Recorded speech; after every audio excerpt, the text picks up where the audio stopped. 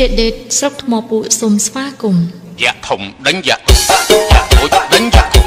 យ៉ាធំដេញយ៉ាតូចដេញយ៉ាធំយ៉ាធំបដៅតិចយ៉ាតូចបដៅខាងខាងមីអាតារី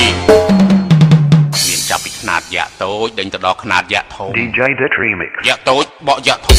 យ៉ាធំបកយ៉ាតូចយ៉ាតូចបកយ៉ាធំយ៉ាធំបកយ៉ាតូចយ៉ាតូចបកយ៉ាធំយ៉ាធំបកយ៉ាតូចយ៉ាតូចបកយ៉ាធំយ៉ាធំបកយ៉ាតូចបាយស្បាយជួយជាមួយនឹងការរមីតរបស់ DJ ស្រុកថ្មពួក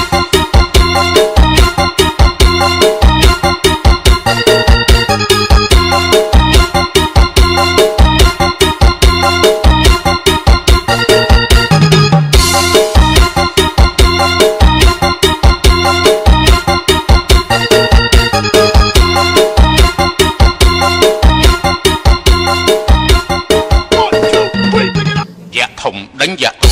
យ៉ាតូចដេញយ៉ាធំយ៉ាធំដេញយ៉ាតូចយ៉ាតូចដេញយ៉ាធំយ៉ាធំបដៅតិចយ៉ាតូចបដៅខាងខាងមីអាតារីមានចាប់ពីខ្នាតយ៉ាតូចដេញទៅដល់ខ្នាតយ៉ាធំ DJ Dit Remix យ៉ាតូចបកយ៉ាធំ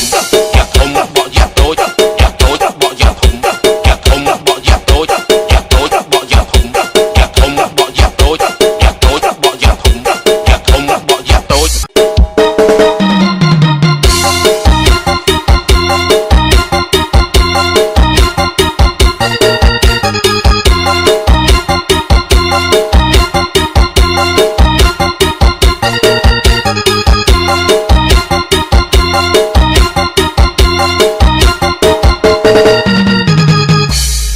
DJ ដេតស្រុកថ្មពួកសូមស្វាគមន៍យ៉ាធំដេញយ៉ា